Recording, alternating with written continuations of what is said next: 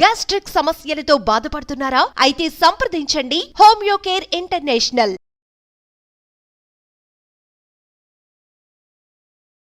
నమస్కారం. ప్రస్తుతం మనతో పాటు ఇస్కాన్ టెంపుల్ నుంచి ప్రణవానంద ప్రభుజీ ఉన్నారు. గోవర్ధన్ ఇకో విలేజ్ ఆశ్రమంలో వారు సేవ చేస్తూ ఉంటారు. ప్రత్యేకంగా కృష్ణుడి గురించి, వారి లీలల గురించి ఎన్నో మాధ్యమాల్లో ప్రవచనాలు చెబుతూ ఉంటారు. ఇందులో భాగంగా సుమన్ టీవీ వారిని సంప్రదించడం, వారు అంగీకరించడం, మరొకసారి కృష్ణుడి గురించి మనకు వివరించేందుకు వారు వచ్చేసారు. ఏమాత్రం ఆలస్యం చేయకుండా ప్రభు గారితో మాట్లాడతాం. ప్రభుజీ నమస్కారం అండి. నమస్కారం. ఎలా ఉన్నారు? బాగున్నాం. మీరు ఎలా ఉన్నారు? నేను చాలా బాగున్నాను. మరొకసారి మాకు సమయాన్ని ఇచ్చినందుకు ధన్యవాదాలు తెలియజేస్తూ, ఎన్నో సందేహాలు, ఎన్నో ప్రశ్నలు, ఎన్నో అంశాలు ఉన్నాయి మాట్లాడుకునేవి. అందులో భాగంగా ఫస్ట్ నాకు అనిపించింది, నామం పెట్టుకోవడం అంటే ఒక నామం ఇలా మాత్రమే పెడతారు. తెలుపు, అలాగే కుంకుమ, విభూది లాంటిది కావచ్చు, లేకపోతే శివుడికైతే అడ్డంగా ఇలా నామాలు పెడతారు. వెంకటేశ్వర స్వామికి సంబంధించి, విష్ణువుకి సంబంధించినవి అయితే ఇలా నిలువు నామాలు ఉంటాయి. అయితే మీరు చాలా ప్రత్యేకంగా నామాన్ని ధరిస్తారు. ఎందుకు ఈ విధంగా తిలకం పెట్టుకోవటం కారణం ఏంటండి? ఇది గౌడీయ వైష్ణవ సాంప్రదాయంలో నామాన్ని ఇలా ధరిస్తామన్నమాట. దీన్ని కూడా ఊర్ధ్వపుండ్రము అని అంట. ఒక్కొక్క సాంప్రదాయానికి ఒక్కొక్క రకంగా నామాన్ని ధరిస్తారు. వైష్ణవ సాంప్రదాయంలో ఒకటైనా గౌడీయ వైష్ణవ సాంప్రదాయాన్ని మేము ఇస్కాన్ సంస్థ కూడా ఆచరిస్తూ ఉంటుందన్నమాట. అయితే ఈ కృష్ణ భక్తులు పెట్టుకునే నామం ఇది. ఎలా పెట్టుకుంటారు అంటే, గోపీ చందనము అని ఒక విశేషమైన చందనం దొరుకుతుంది. దాంతో చందనంతో ఈ తిలకాన్ని ధరిస్తారు. దీని యొక్క అర్థం ఏంటి అని అంటే, ఇప్పుడు మేము పైన పెట్టుకున్నాం కదా, ఈ ఊర్ధ్వపుండ్రం ఉంది కదా, ఇది భగవంతుడి యొక్క శ్రీపాదాలు, అంటే భగవంతుడి యొక్క చరణాలు అనమాట. భగవంతుడి యొక్క చరణం ఎక్కడైతే ఉంటుందో అక్కడ తులసి కూడా తప్పకుండా ఉంటుంది. తులసి పైన భగవంతుడి యొక్క చరణం ఉంటుంది అనమాట. అయితే భగవంతుడి యొక్క శ్రీపాదాలు, ఇక్కడ తులసి, తులసి యొక్క ఆకు భగవంతుడి యొక్క పాదాల దగ్గరే. ఎందుకు ఇది పెట్టుకుంటాము అని అంటే, ఒకటి సూచిస్తుంది ఏంటి అని అంటే, భగవంతుడి యొక్క భక్తురాలైన తులసి అంటే భగవద్భక్తులతో ద్వారా మనం భగవంతుని చేరుకోవచ్చు, భగవంతుడి యొక్క శ్రీపాదాలను ఆశ్రయించవచ్చు అని తెలుపుతుంది అనమాట. చాలా మంది మమ్మల్ని అడుగుతారండి, ప్రభుజీ మీకు కృష్ణ భక్తి ఉంటే మనసులో పెట్టుకోవచ్చు కదా, ఇంత పెద్ద తిలకం పెట్టుకొని ఎందుకు చూపించుకోవడం ఎందుకు అడుగుతారు. అయితే నేను వాళ్ళని అడిగాను. ఆయన ఒక సాఫ్ట్వేర్ ఎంప్లాయ్ అనమాట. అయితే ఆయన నాతోటి ఈ ప్రశ్న వేస్తున్న సమయానికి ఆయన ఒక ఐడి కార్డు వేసుకున్నారు మెడలో. అన్నాను, అయ్యా మీరు ఆఫీస్ ఎంప్లాయ్ అయితే అయి ఉండొచ్చు, మరి ఐడి కార్డు ఎందుకు వేసుకున్నారు? ప్రభుజీ మరి తెలియకూడదా నేను ఈ ఆఫీస్కి సంబంధించి, నన్ను లోపలికి వెళ్ళనివ్వరు Prabhuji, I'm from this organisation అని తెలుపుకోవాలి కదా. ఒక స్కూల్ పిల్లలు ఉన్నారండి, స్కూల్కి వెళ్ళినప్పుడు యూనిఫామ్ వేసుకోవాలా వద్దా? వేసుకోకపోతే ఇంటికి పంపించేస్తారు. చదువుకోవడానికి స్కూల్కి వెళ్ళినప్పుడు యూనిఫామ్కి ఏంటి సంబంధం అని అంటే, అదొక డిసిప్లిన్, అదొక రికగ్నిషన్, అదొక ఐడెంటిఫికేషన్. కాబట్టి ప్రతి వ్యవస్థలో కూడా మీరు చూసారంటే, ఇప్పుడు మనం ఈ రోడ్ మైక్ పెట్టుకున్నాం, దానిపైన సుమన్ టీవీ అని రాస్తుంది. ఎందుకు ఉండాలి? అది జస్ట్ ట్రాన్స్మిషన్ చేస్తుంది. కానీ వి ఐడెంటిఫై, ఇది నుంచి మాధ్యమంగా మనం చేస్తున్నాము అనే ఒక విషయాన్ని మనం ప్రస్తావన చేస్తున్నాం అన్నమాట. కాబట్టి ప్రతి దానికి ఒక ఐడెంటిఫికేషన్ ఉన్నప్పుడు, భగవద్భక్తులమైన మనందరం కూడా మేము కృష్ణుడికి చెందిన వాళ్ళం, భగవంతుడి యొక్క సేవ చేస్తున్నాము, భగవంతుడి యొక్క శ్రీపాదాలు మేము నుదిటి మీద ధరిస్తున్నాము. అయితే నాకు కృష్ణుడు అంటే చాలా ఇష్టం. నాలా ఇంకా ఇష్టం ఉన్న వాళ్ళు చాలా మంది ఉన్నారు. ఇంకా కృష్ణుడే మా లోకం అన్నవాళ్ళు కూడా చాలా మంది ఉన్నారు. వాళ్ళందరూ అంటే ఇస్కాన్లోకి వెళ్ళటం కానీ, ఆశ్రమాల్లో సేవ చేయటం కానీ, పూర్తిగా సాధు జీవితం అనుభవించడం కానీ, ఇలా ఏవి కాదు, నార్మల్ లైఫ్ని లీడ్ చేస్తూ కృష్ణ భక్తి ఎక్కువగా ఉన్నవాళ్ళు ఇలా నామాన్ని ధరించవచ్చా? ధరించకపోతే ఏమన్నా ప్రాబ్లమా? ఏం లేదండి, తప్పకుండా అందరూ నామాన్ని ధరించవచ్చు. మీకు ఒక విషయం చెప్పనా, నేను ఇంజనీరింగ్ చదువుతునేటప్పుడు నేను ప్రతిరోజు కూడా నామం పెట్టుకొని వెళ్ళేవాడిని కాలేజ్కి. అవునా? ప్రతిరోజు. అప్పుడు మరి అయితే నా ఫ్రెండ్స్ స్టార్టింగ్ లో హాస్టల్ వాళ్ళు ఏమన్నారు తెలుసా, ఓ పంతులు గారు వస్తున్నారు అని అప్పుడప్పుడు జోక్ చేస్తూ ఉండేవారు అనమాట. నేను మాత్రం నాకు ముఖ్యం ఏంటి, భగవంతుడు చెప్పిన మార్గంలో మనం నడవాలి. కాబట్టి నేను నామం పెట్టుకుంటూ ఉండేవాడిని, వెళ్తుండేవాడిని. కానీ వాళ్ళు ఎంత నన్ను ఎగతాళి చేసినా సరే నేను నా అలవాటుని మార్చలేదు ఎప్పుడు కూడా. అది చూసి మళ్ళీ వాళ్ళు నన్ను ఎప్పుడైనా చూసారనుకోండి, దండం పెడుతూ ఉండేవాళ్ళు. ఎప్పుడైనా వాళ్ళకి ఏదైనా ప్రాబ్లం వచ్చింది అనుకోండి, నా దగ్గరకు వచ్చి, ఒరే ఏదైనా చెప్తావారా, ఎక్కడి నుంచి ఈ ప్రాబ్లం నుంచి బయటికి రావాలి. కానీ మనం వేరే వాళ్ళు ఏదైనా మనల్ని అంటున్నారు, ఏదో ప్రతి ప్రాబ్లం వచ్చిందని పనిని మనం మార్చేసుకున్నాం అనుకోండి, అప్పుడు వాళ్ళకి అర్థమవుతుంది, ఓ వీడు చాలా స్ట్రాంగ్ కాదు, మనం ఏం చెప్పినా మారిపోతాడు అని. అలాంటి వాళ్ళకి గౌరవం ఇవ్వరండి. నేను ఒకసారి మీకు ఒక విషయం చెప్తాను. మా స్కూల్లో ఒకసారి నేను ఏదో ఒక కారణం వల్ల ఫాస్ట్గా క్లాస్కి వెళ్ళాల్సి వచ్చింది. ఆ రోజు నేను తిలకం పెట్టుకోలేదు, నామం పెట్టుకోలేదు అనమాట. అయితే మా టీచర్, ఆవిడ హిందూ కాదు, వేరే ఒక రిలీజియన్కి సంబంధించిన ఆవిడ. అయితే నన్ను క్లాస్ అయిపోయాక, hey where is that red line on your face అని అడిగింది అనమాట. అయితే ma'am I forgot because I was in hurry అని అన్నా. No you look very good with that అని మా టీచర్ అనమాట. సో మన ధర్మానికి సంబంధించిన వాళ్ళు కూడా కాదు, but when they see consistency, మనం మన స్పిరిచువల్ లైన్స్కి మనం కట్టుబడి ఉన్నాము, మన ధర్మాన్ని మనం ఆచరిస్తున్నాం అంటే ప్రతి ఒక్కళ్ళు కూడా మనకి రెస్పెక్ట్ ఇస్తారు.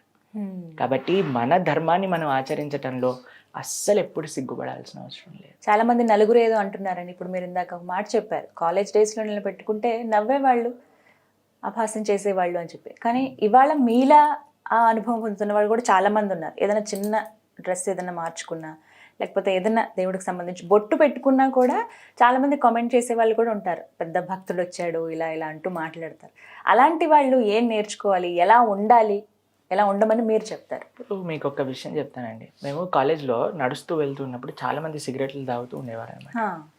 కొంతమంది మా టీచర్ ఒకసారి చెప్పారు, పక్కన క్లాస్లో ఉండేవాళ్ళు క్లాస్ లోపలికి మందు బాటిల్ తీసుకెళ్ళి తాగుతున్నారట. వాళ్ళని రెస్ట్రికేట్ చేసేసారు కాలేజ్ నుంచి. ఏ పని ఎక్కడైతే చేయకూడదో అలా చేయడానికి వాళ్ళు ఎప్పుడు కూడా సిగ్గుపడట్లేదు. మనం ధార్మికంగా ఉండడానికి ఎందుకు సిగ్గుపడాలి చెప్పండి? ప్లస్ ఒకళ్ళు ఒక కల్చర్ని ఆచరిస్తున్నారు అని అంటే మనం దాన్ని రెస్పెక్ట్ చేయాలి. ఎందుకంటే భారతీయత అని అంటే భారతీయ కల్చర్. ఇప్పుడు మీకు ఒక విషయం చెప్తాను. నేను ఇంజనీరింగ్ చదువుతున్నప్పుడు ఫస్ట్ ఇయర్లో ఉన్నానన్నమాట. అయితే కాలేజ్లో ఒక ఈవెంట్ జరిగింది. ఆ ఈవెంట్కి మమ్మల్ని కూడా పిలిచారు. దానికి ఒక డ్రెస్ కోడ్ ఉందన్నమాట. సూట్ వేసుకోవాలి, ఫార్మల్స్ వేసుకోవాలి, అన్నీ కూడా వేసుకొని వెళ్ళాము. అయితే అక్కడికి పరిచయం చేయడానికి అందరూ కూడా ఒక్కొక్కరిని పరిచయం చేస్తూ ఉన్నారు. ఒక ఆయన వచ్చారనమాట మా దగ్గరికి. వచ్చి మమ్మల్ని ఎలా గ్రీట్ చేశారో తెలుసా అండి? ఇలా దగ్గరకు వచ్చి అటు ఇటు ఇలా వెస్ట్రన్ అమెరికన్స్ గ్రీట్ చేస్తారు కదా, అలా గ్రీట్ చేశారనమాట, ఇలా ఎంబ్రేస్ చేసుకొని. అయితే నాకు అనిపించింది, విచిత్రంగా అనిపించింది, నేను ఎందుకు ఇలా చేస్తున్నాడు అని. అయితే నేను అడిగా, ఇలా ఎందుకు గ్రీట్ చేస్తున్నావు అని అంటే, this is what the culture is అని అన్నారు. నేనన్నా, మన దగ్గర కల్చర్ లేకపోతే వేరే వాళ్ళ నుంచి చూసి మనం నేర్చుకోవచ్చు, కానీ మన దగ్గర ఇంత బ్రహ్మాండంగా చేతులు జోడించి నమస్తే నమస్కారం, మీరు ఎంత బాగా స్టార్ట్ చేసేటప్పుడు నమస్కారం పెట్టారు, ఇంత మంచి సాంప్రదాయం ఉన్నప్పుడు మనం వేరే వాళ్ళని చూసి ఎందుకు నేర్చుకోవాలండి? నిజం అది.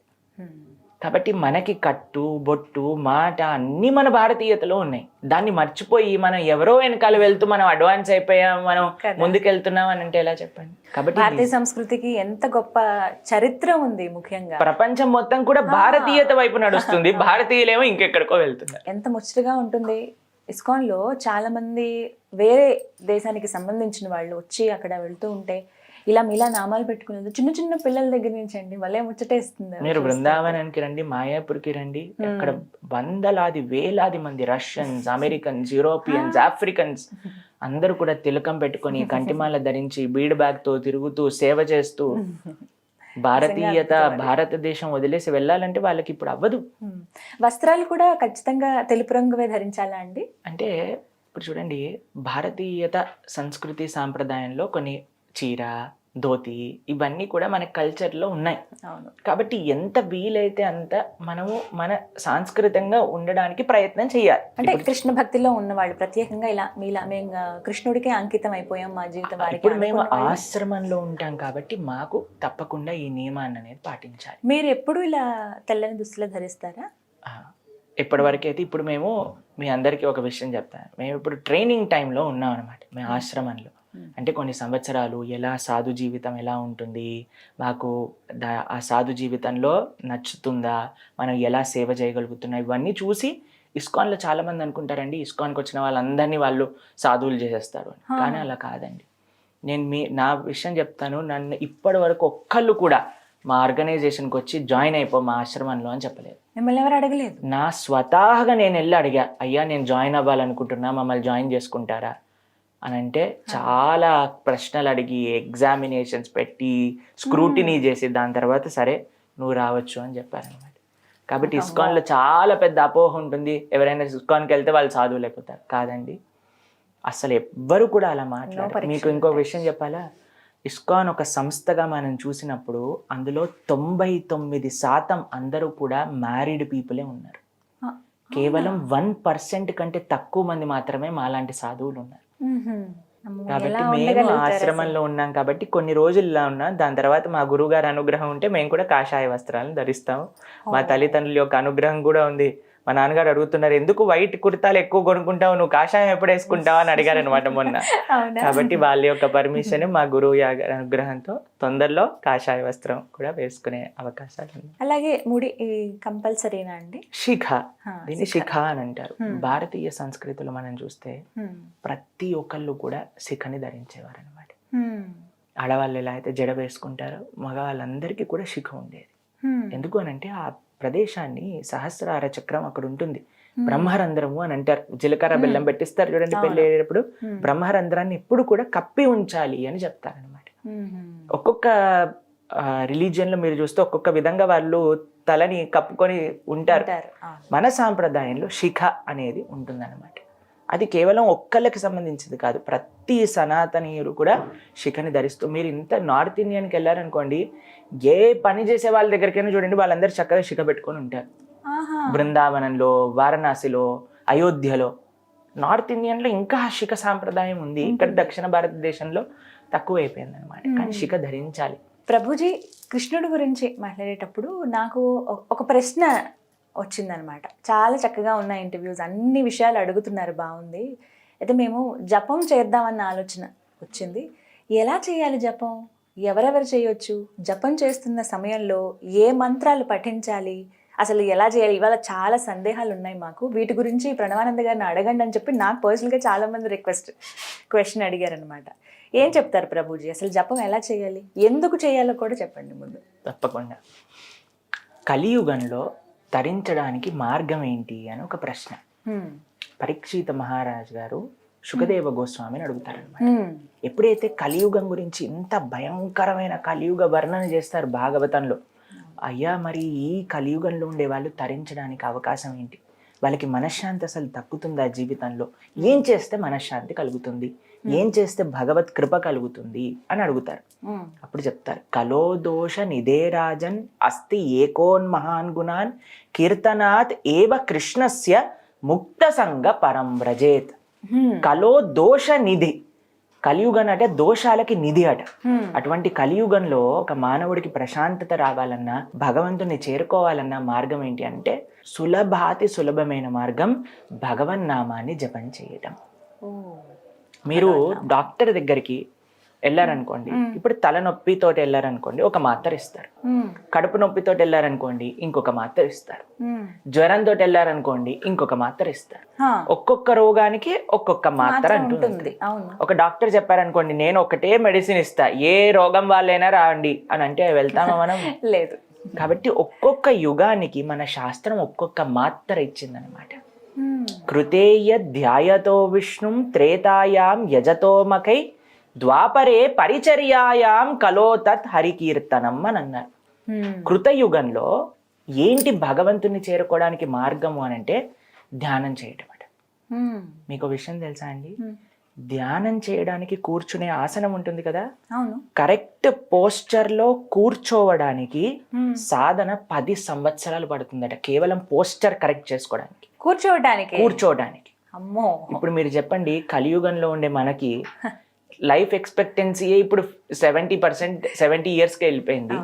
10 సంవత్సరాలు మనం కూర్చోటంలో పెడితే ధ్యానం చేసేటప్పుడు ఆ ధ్యానం ఫలించేది ఎప్పుడు? కృతయుగంలో వందలాది సంవత్సరాలు, వేలాది సంవత్సరాలు బ్రతుకుతూ ఉండేవాళ్ళు. కాబట్టి వాళ్ళకి ఆ టైం ఉండేది, పీస్ఫుల్ గా వాళ్ళు ధ్యానం చేసుకుంటూ భగవంతుని ప్రసన్నం చేసుకునేవాళ్ళు. అందుకే మనం వింటాం, ధ్రువుడు ఇన్ని సంవత్సరాలు చేశారు అని, ఈ మహర్షి, ఈ యోగులు ఇన్ని సంవత్సరాలు చేశారు.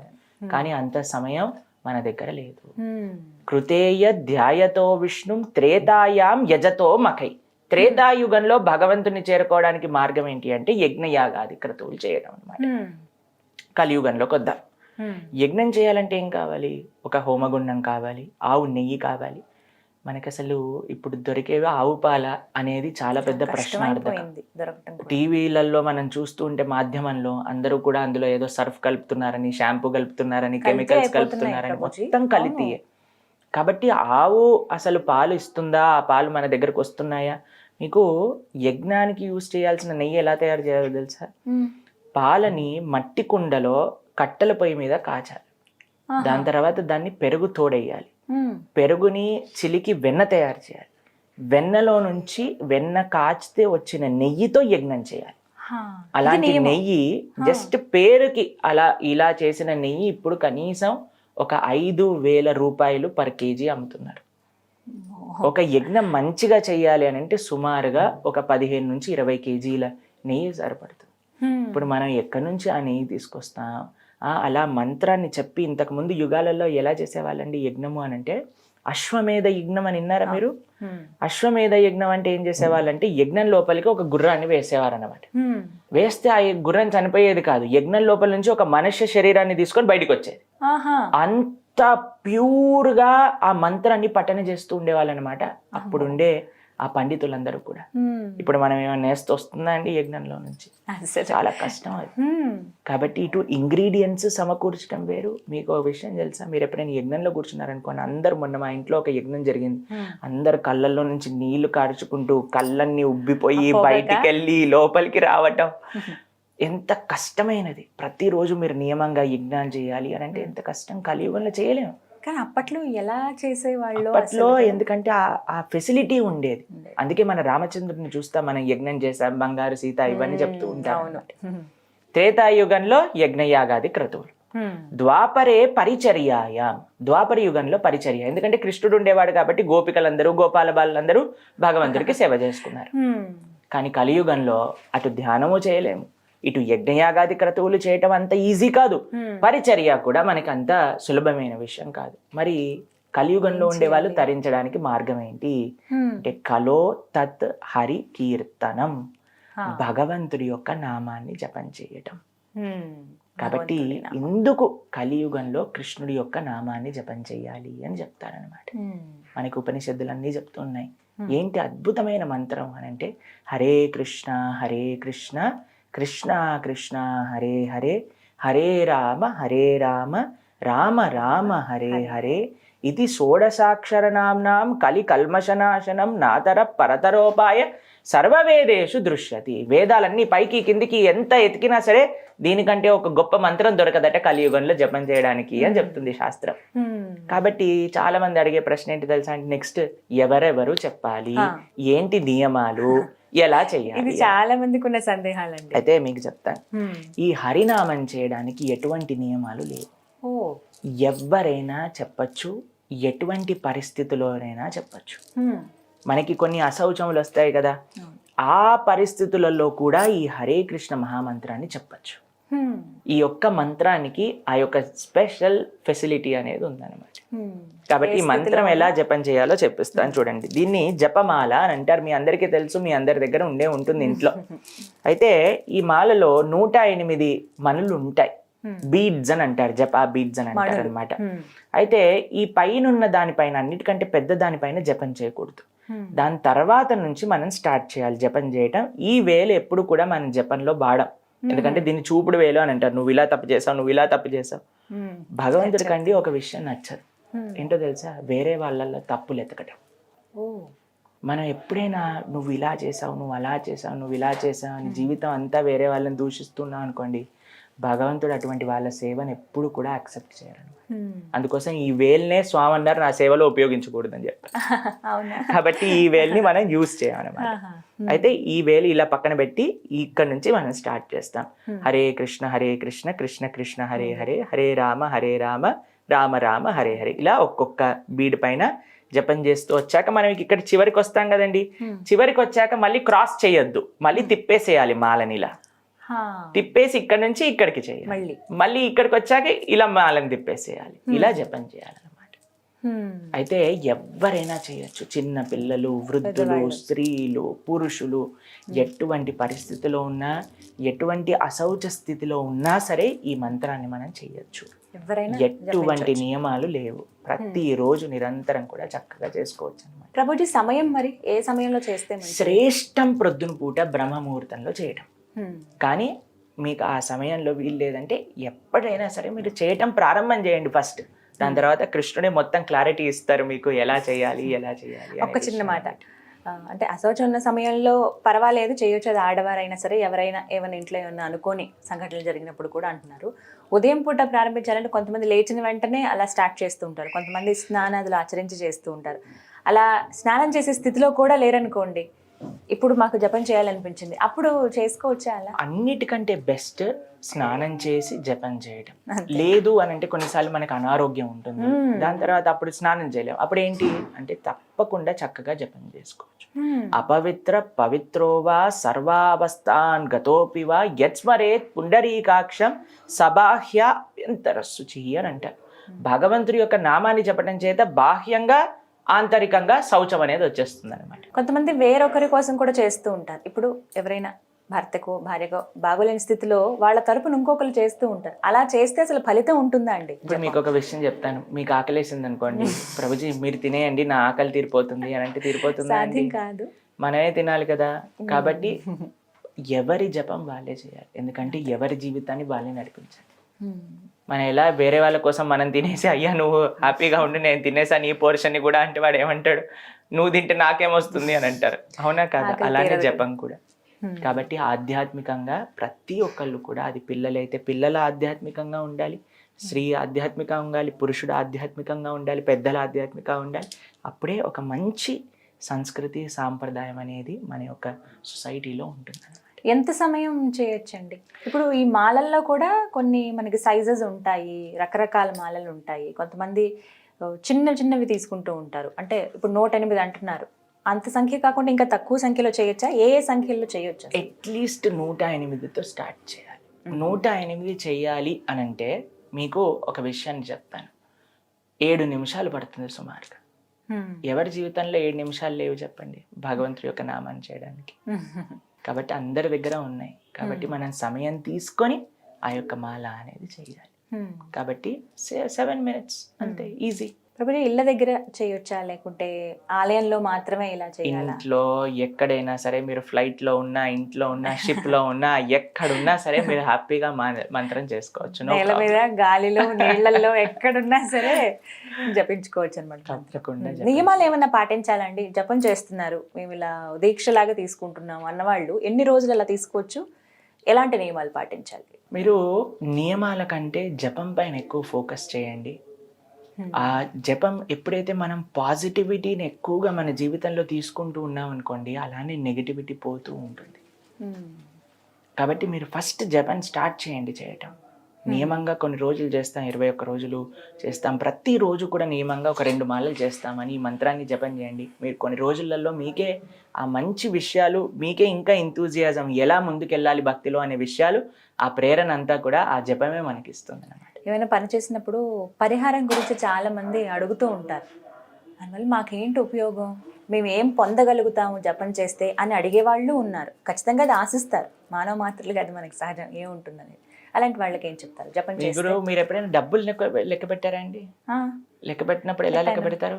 డబ్బులు ఇలా తీసుకొని 1 2 3 4 5 6 7 8 9 10 ఇలా లెక్క పెడతారా? అవును, మీరందరూ కూడా లెక్క పెట్టే ఉంటారు కదండి డబ్బులు. అయితే మనం డబ్బులు లెక్క పెట్టినప్పుడు ఇలా బయటికి ఇలా చేస్తూ లెక్క పెడుతూ ఉంటాం. కానీ మీరు చూసారనుకోండి, జపం చేస్తున్నప్పుడు హరే కృష్ణ కృష్ణ కృష్ణ హరే హరే, హరే రామ రామ రామ హరే హరే అని లోపలికి అంటూ ఉంటారు. మీరు ప్రతిరోజు కూడా మీ మొత్తం ఎనర్జీని స్పెండ్ చేసి అర్జన చేసే ఈ డబ్బులు ఎప్పటికైనా సరే బయటికి వెళ్ళిపోయేవి.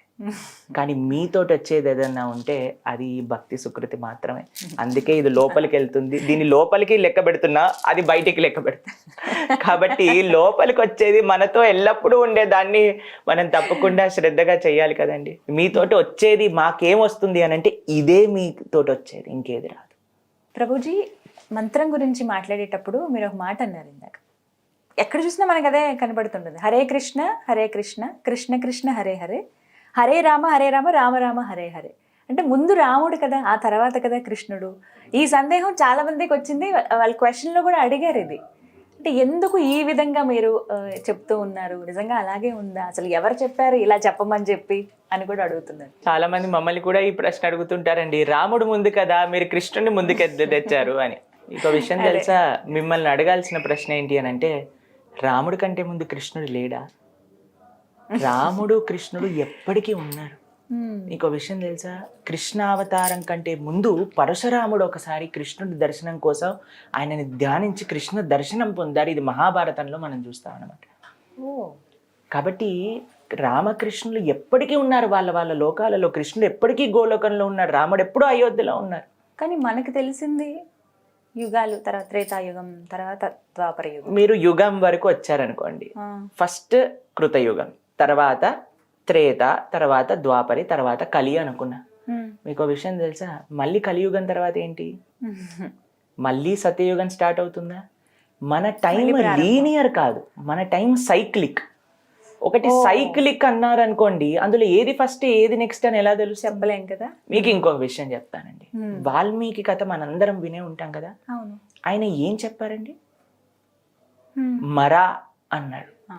నారదుడు రామ అంటే అనలేకపోయారు, మరా అన్నాడు. మరా మరా మరా మరా మరా మరా మరా మరా అన్నా సరే ఆయన తరించి వాల్మీకి అయిన వారు. మనం కృష్ణుని పైన రాముడిని కింద చేస్తే మనం తరించమనండి, చెప్పండి.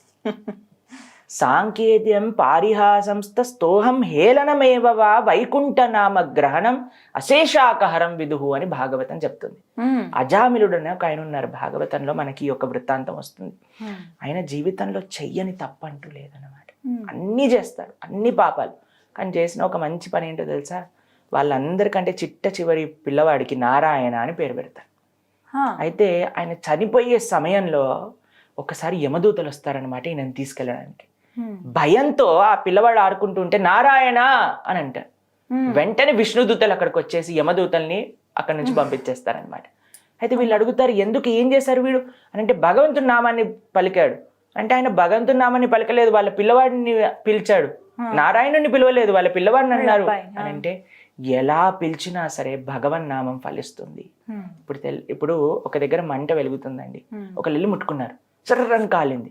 అయ్యో నాకు తెలియని ముట్టుకున్నానండి, కాలకూడదు అని ఉంటుందా అండి? తెలిసినా తెలియకపోయినా భగవన్ నామాన్ని జపం చేస్తూ దాని యొక్క ఫలితం వస్తుంది. అంతే. చాలా మందికి ఇంకో ప్రశ్న ఉంటుంది, శాస్త్రంలో హరే రామ మంత్రం ఉంది, కానీ కృష్ణ భక్తులు కృష్ణుడిని ముందుకు తీసుకొచ్చారు అని అంటారు. శాస్త్రంలో 2 మంత్రాలు కూడా ఉన్నాయి. హరే రామ మంత్రం కూడా ఉంది, హరే కృష్ణ మంత్రం కూడా ఉంది. కాబట్టి ఎన్నో మీరు రీసెర్చ్ చేయండి ఇంటర్నెట్లో. మీ అందరికీ ఫోన్ ఉంది, మీ అందరికీ ఇంటర్నెట్ ఉంది కదా. కాబట్టి 2 వర్జన్స్ కూడా మన శాస్త్రాలలో ఉన్నాయి. దాన్ని ప్రామాణికంగా మన ఆచార్యులు అందించారు. అన్నిటికంటే ముఖ్యం ఏంటో తెలుసా అండి, ఆచార్యులని అనుగమించటం, వాళ్ళు చెప్పిన విధంగా ఉండటం అన్నమాట. కాబట్టి శ్రీ చైతన్య మహాప్రభు హరే కృష్ణ మహామంత్ర చెయ్యండి అని గౌడీయ వైష్ణవ సాంప్రదాయంలో అందరికీ కూడా అందించారు. అదే విధంగా మనందరం కూడా జపం చేస్తున్నా.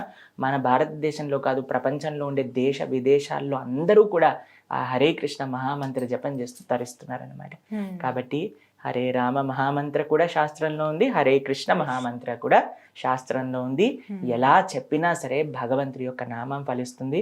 మీరు హరే కృష్ణ మంత్రం చెప్పటంలో ఎటువంటి సందేహాలు పెట్టుకోవాల్సిన అవసరం లేదంటారు. ప్రభుపాదుల వారి గురించి తెలుసుకోవాలనుకుంటున్నాం. ఇస్కాన్ని స్థాపించి ఇవాళ రోజున ఎంతమందికి శ్రీకృష్ణ భగవాన్ని చేరువ చేశారని చెప్పుకోవాలి వీళ్ళందరినీ కూడా.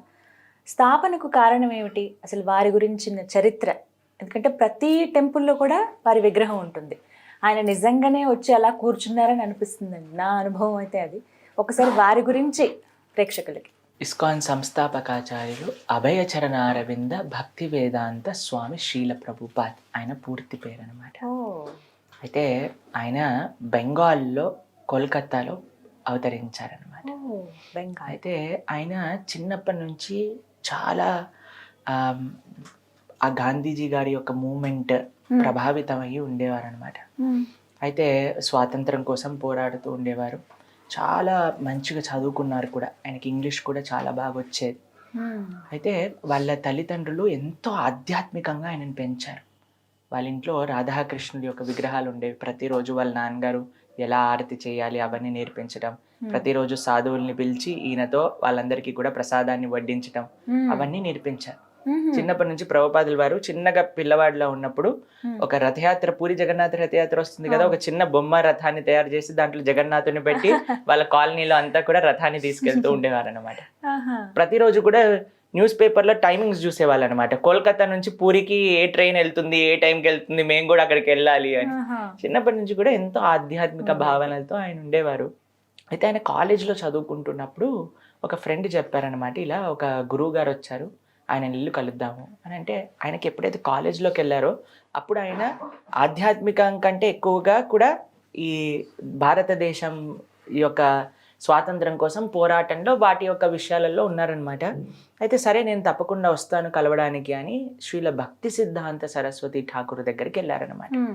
వాళ్ళ గురువు గారు, ప్రభుపాదుల వారి యొక్క గురువు గారు అనమాట. ఆయన దగ్గరికి వెళ్ళి ప్రణామం చేసి ఇలా కూర్చోగానే ఆయన అన్నారు, నువ్వు ఇంగ్లీష్ నేర్చుకున్నావు కాబట్టి ప్రపంచం మొత్తం కూడా ఇంగ్లీష్లో కృష్ణ భక్తికి పరిచయం చెయ్యి అని ఫస్ట్ మీటింగ్లోనే ఆయనకు ఒక ఆదేశాన్ని ఇచ్చేసారనమాట.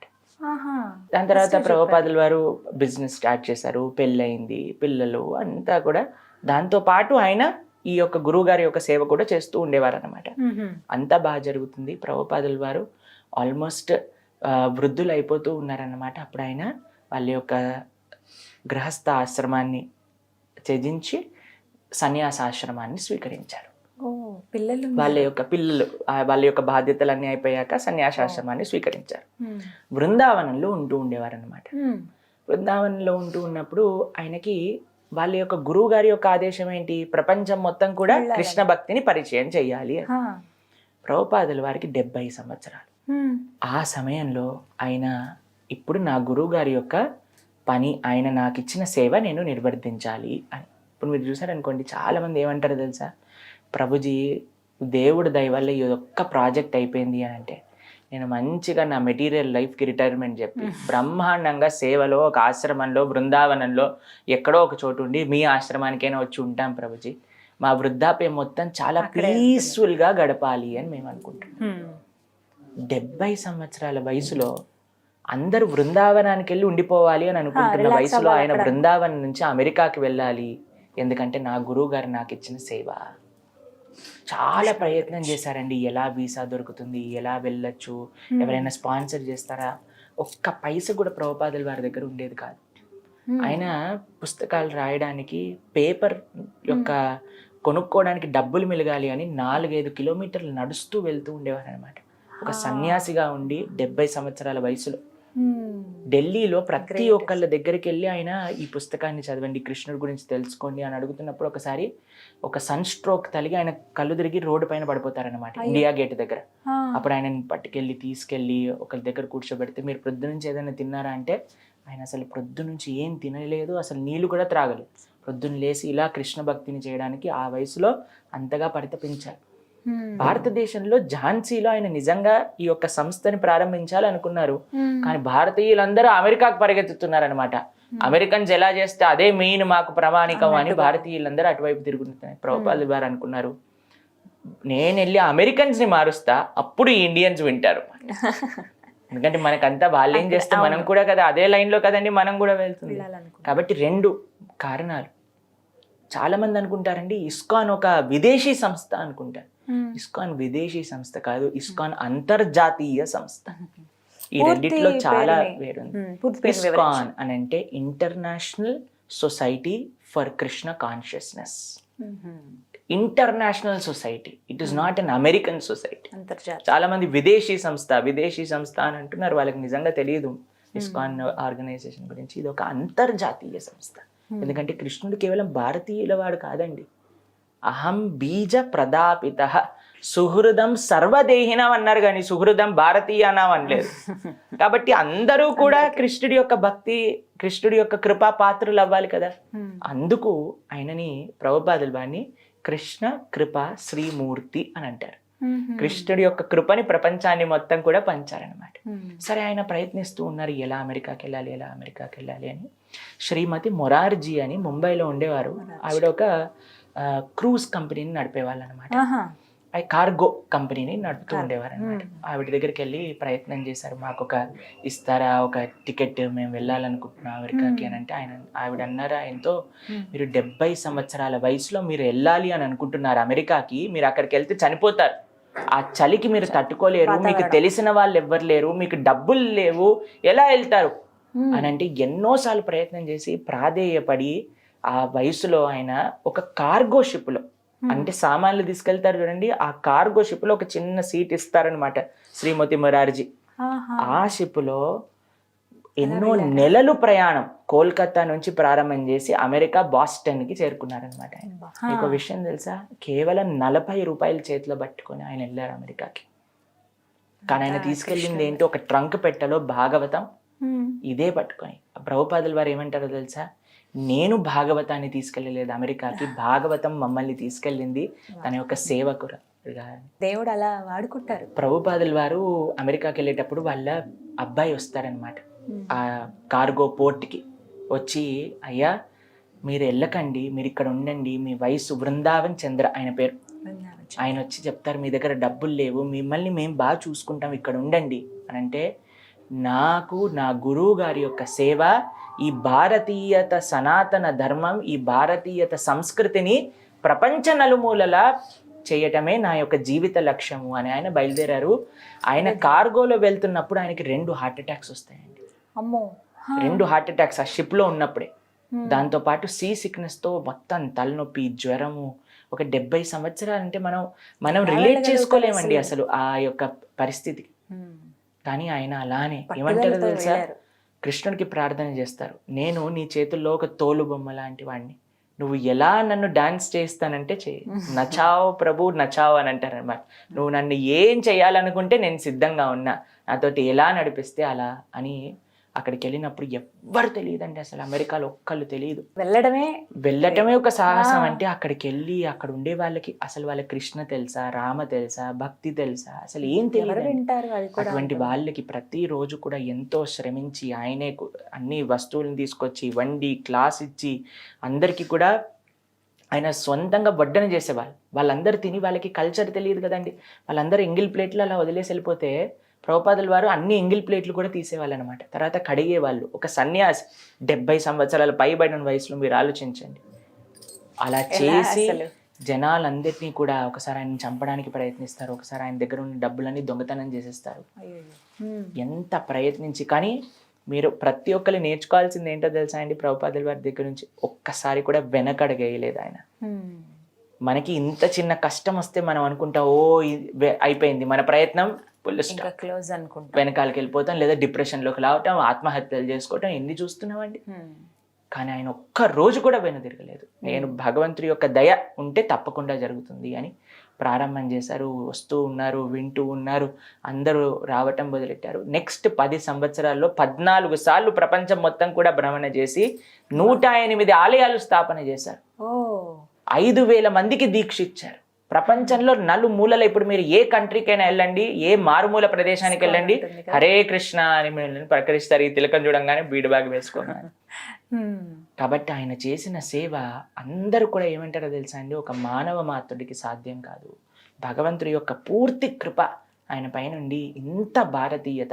ఇప్పుడు చూడండి, ఏ కంట్రీలో, రష్యాలో, అమెరికాలో, ఆఫ్రికాలో, యూరోప్ దేశాలలో, ఆయన ఒకసారి ఇంగ్లాండ్ వెళ్తారనమాట. లండన్కి వెళ్ళినప్పుడు అక్కడ రిపోర్టర్ అడుగుతారు, ఏం తీసుకోవడానికి వచ్చారు ఇంగ్లాండ్ నుంచి అని అంటే ఆయన అన్నారు, మీరు మమ్మల్ని ఇన్ని 100 సంవత్సరాలు పాలన చేశారు, మొత్తం ఇండియానే మొత్తం లూటీ చేశారు, కానీ ఇండియాలో నిజమైన ధనం, ఆధ్యాత్మికతను మాత్రం మీరు తీసుకోలేరు. మిమ్మల్ని తీసుకోవడానికి కాదు, మీకు ఇవ్వడానికి వచ్చాను ఆ భారతదేశ ఆధ్యాత్మిక సంస్కృతిని అని చెప్పారనమాట. కాబట్టి ప్రభుపాదుల వారు ప్రతి క్షణం కూడా జనాలకి ఇచ్చారు. ఆయన యొక్క జీవితం మొత్తం కూడా భారతీయ సనాతన సంస్కృతి, కృష్ణ భక్తి వ్యాప్తం చేయడానికి. ఇప్పుడు మనం చూస్తాం, ప్రతి ఒక్కళ్ళు చీర కట్టుకొని, ధోతి వేసుకొని, అందరు ఫారినర్స్ అందరు తిలకం పెట్టుకొని భారతదేశం అంతా భ్రమణ చేస్తూ ఎంత బాగుంటుంది. మనందరం ఏమో మర్చిపోయాం, జీన్స్ ప్యాంట్ స్కర్ట్స్ వేసుకొని, వాళ్ళందరూ ఏమో చీరలు ధోతిలు వేసుకొని వాళ్ళు బ్రహ్మాండంగా భారతీయ సంస్కృతిని ముందుకు తీసుకెళ్తున్నారు. అలా చాలా ప్రచారం జరిగింది. ఎన్నో వేల మంది కృష్ణ భక్తిలోకి వచ్చేసారు. చిట్ట చివరి సమయంలో ఆయన 20 రోజుల నుంచి ఆయన ఏం తినలేదు ఇంకా, ఆయన చిట్ట చివరి దశలో ఆయన. కానీ ఆ పడుకొని ఆ మంచం పైన కూడా భాగవతం యొక్క భాష్యాన్ని చెప్తూ ఉన్నారనమాట. ఇప్పటికీ మనం ఆ వీడియోస్, ఆ ఫోటోగ్రాఫ్స్ అన్ని కూడా ఇంటర్నెట్లో మీరు చూడొచ్చు. డాక్టర్ ఇలా పట్టుకొని చూస్తే అసలు ఎలా ఉన్నారు అసలు ఈ మనిషి ప్రాణంతో అన్నట్టుగా ఆశ్చర్యపోయేవారు అనమాట. కేవలం ఎముకలు, దానిపైన తోలు మాత్రమే కనిపించేది. అంత క్షీణించిన సమయంలో కూడా ఆయన భాష్యం చెప్తూ ఉండేవారు అనమాట. ప్రతి క్షణము కూడా ఆయన జీవితంలో గురు సేవ, కృష్ణ సేవ, భారతీయత సనాతన ధర్మ ప్రచారం. ప్రతి టెంపుల్లో కూడా, ఇస్కాన్ టెంపుల్లో కంపల్సరీ ప్రభుజీ గారిది ఉంటుందా? అంటే ప్రభుపాదుల వారిది విగ్రహం ఉంటుందా? అంటే నేను చాలా చోట్ల చూశాను. ఎందుకు ఇలా ఖచ్చితంగా వారి విగ్రహం పెడుతున్నారు? భగవంతుడి యొక్క ఏ ఆలయంలో చూసినా తన పరమ భక్తుల యొక్క విగ్రహం ఆయన స్వామి ముందే ఉంటుంది. విష్ణుమూర్తి ఆలయాలకు వెళ్ళారనుకోండి, అక్కడ గరుడ మంత్రుడు నించొని ఉంటాడు. రాముడి దగ్గరికి వెళ్ళారనుకోండి, హనుమ నించుంటారు. శివుడి దగ్గరికి వెళ్ళారనుకోండి, నందీశ్వరుడు నించుంటాడు. అలానే ఆ ఇస్కాన్ ఆలయాల్లో అంత జీవితాన్ని మొత్తం కూడా భగవంతుడికి సమర్పణ చేసి, భగవంతుడు తెలియని ప్రదేశాలలో కూడా భగవంతుడిని స్థాపన చేసి. మీకు విషయం తెలుసా? లండన్లో మా ఇస్కాన్ టెంపుల్లో ఉండే భగవంతుడి పేరేంటో తెలుసా? రాధా లండన్ ఈశ్వర. పారస్ లో ఉండే స్వామి పేరు తెలుసా? రాధా పారస్ ఈశ్వర. కాబట్టి అందరికీ ఈశ్వరుడు కృష్ణుడు, కానీ ఆయనను మర్చిపోయారు. అక్కడ అందరికీ వెళ్ళి అక్కడ కృష్ణుడిని నిజమైన ఈశ్వరుడు ఈయనే అని స్థాపన చేసి ప్రపంచానికి తన జీవితాన్ని అర్పణ చేసిన మహాభక్తుడు శ్రీల ప్రభుపాదుల వారు స్వామి ఎప్పుడు కూడా ఆయన దర్శనం చేసుకుంటూ ఉంటారన్నమాట. కృష్ణుడు అక్కడికి వచ్చి ఉన్నారు అని అంటే అది ప్రభుపాదుల వారి యొక్క దయ. అందుకోసం ప్రభుపాదుల వారు ఎప్పుడు కూడా కృష్ణుడి ముందే ఆలయంలో ఉంటారు. కానీ నేను తిరుపతికి వెళ్ళినప్పుడు, తిరుపతిలో ఇస్కాన్ టెంపుల్ సందర్శించాం. అక్కడ చూసినప్పుడు నిజంగా నేను షాక్ అయ్యాను ప్రభుజీ. అంటే నిజంగా మనిషి ఉన్నట్టుగానే ఆ విగ్రహం కూడా అలాగే తయారు చేయటం కానీ, సేమ్ అదే విగ్రహం అన్ని చోట్ల ఉంటుంది. నిజంగా మనిషి కూర్చున్నారేమో అన్నట్టుగా అనిపించింది నాకు. చాలా కళగా ఉంటుంది, నిండుగా కనబడుతుంది. మేము ప్రతిరోజు కూడా ఆలయంలోకి వెళ్ళినప్పుడు ఫస్ట్ ప్రభుపాదుల వారికి ప్రణామం చేస్తాం, దాని తర్వాత భగవంతుడికి ప్రణామం చేస్తాం. ఎందుకంటే భగవంతుడు చెప్పారు, ప్రథమస్తు గురుం పూజ్య తథైవ మమ అర్చన. ఫస్ట్ గురువు, దాని తర్వాతే నేను అని కృష్ణుడు చెప్పాడు అనమాట. కాబట్టి మనకి కృష్ణుడు అంటే ఏంటో తెలియదు. అటువంటి కృష్ణుడిని అందించిన ప్రభుపాదుల వారికి మొట్టమొదటి నమస్కారం, తర్వాత కృష్ణుడికి నమస్కారం. ప్రభుజీ, కొన్ని సంఘటనలు, కొన్ని పరిస్థితులు ఉన్న తర్వాత నాకు ఒక ప్రశ్న అడగాలనిపించింది. ఇప్పుడు జరుగుతున్నవి మన దేశంలో, దేశం పేరు మార్చేటువంటి అంతటి అవసరం ఇప్పుడు ఉందా? భారత్ చాలా మంచి ప్రశ్న మీరు అడిగారు. దేశం పేరు మార్చాల్సిన అవసరం ఉందా అని అడిగారు. కానీ అది దేశం పేరు మార్చటం కాదండి, మన దేశం పేరే భారతదేశం. మన దేశం పేరును ఒకళ్ళు మార్చారు, మళ్ళీ మనం మన దేశం పేరుని పెట్టుకుంటున్నాం అంతే. కాబట్టి ఈ దేశానికి ఎప్పటి నుంచో ఉన్న పేరు భారతవర్షం, భారతదేశం. కానీ ఇండియా ఇండియా అనేది ఎలా వచ్చింది అనే విషయాన్ని నేను చెప్తాను. మన సింధు నది మెయిన్ గా మన సివిలైజేషన్ ఉండేది అని చెప్తారు మన హిస్టరీలో చూస్తే. ఆ సింధు నుంచి అది హిందూ అయింది. కొంతమందికి స చెప్పటం రాక వాళ్ళు హిందూ చేశారు. హిందూ నుంచి ఇంకొంతమందికి హ చెప్పటం రాక వాళ్ళు దాన్ని ఇండస్ చేశారు. ఇండస్ వ్యాలీ సివిలైజేషన్ అయింది. ఎవరెవరికో పేర్లు చెప్పటం రాక ఒక చిన్న ప్రదేశాన్ని, ఆ సింధు నది తీరంలో ఉండే వాళ్ళనే ఇండియన్స్ లేదా హిందువులు అని అనుకుంటుండే ఒక ప్రదేశంలో కేవలం సింధు నది దగ్గర ఉండే వాళ్ళే భారతీయులా అండి? కాదు. మనకి విష్ణు పురాణంలో చెప్పారు పరాశర మహర్షి భారతీయులు అంటే ఇది సుమారుగా 7,000 సంవత్సరాలకి క్రితం. ఆయన భారతం అని అంటే ఏంటి అంటే సముద్రానికి ఉత్తరంగా, హిమాలయాలకి దక్షిణంగా ఏదైతే ప్రదేశం ఉందో దాన్ని భారతదేశం అంటారు. అక్కడ ఉండే వాళ్ళందరినీ భారతీయులు అంటారు అని 7,000 సంవత్సరాల క్రితం ప్రస్తావన ఉంది మనకి. ఇప్పుడే చెప్పారు. కాబట్టి ఈ దేశాన్ని వ్యాసుల వారు కూడా భాగవతంలో దీన్ని భరతవర్షము అని పిలుస్తారనమాట. కాబట్టి మనం సంకల్పం, మీరు ఎప్పుడైనా పూజలలో ఫస్ట్ చెప్తారు భరతవర్షే భరత ఖండే మేరో దక్షిణ దిగ్భాగే అని చెప్తారు. కాబట్టి మనం ఎప్పుడైనా సరే భారతీయులుగానే మన పేరు ఉండింది, కానీ ఎవరో దాన్ని పేరు మార్చారు. కానీ ఇప్పుడు మళ్ళీ మనం ఆ భారతీయత వైపు వెళ్తున్నాము అని అంటే అది పూర్తి మంచి హృదయంతో దాన్ని స్వాగతించాలి. ఎందుకంటే ఇప్పుడు మనందరం కూడా మన కల్చర్ వైపు వెళ్ళాలి, కానీ కల్చర్ దూరంగా వెళ్ళకూడదు కదండి. భారతదేశం అంటే ఏంటి? భారతీయత, దాని యొక్క సనాతన సంస్కృతి, సాంప్రదాయం, ఓపిక, నేర్పు, వసుదైవ కుటుంబకం అని ఒక భావన కేవలం ఈ భారతీయ సనాతన సంస్కృతిలో ఉంది మీరు చూసినట్టయితే. కాబట్టి ఇంత గొప్ప సంస్కృతిని మనం దూరంగా ఎందుకు పెట్టుకోవాలి? మనం హద్దుకోవాలి కదా మన దగ్గరికి.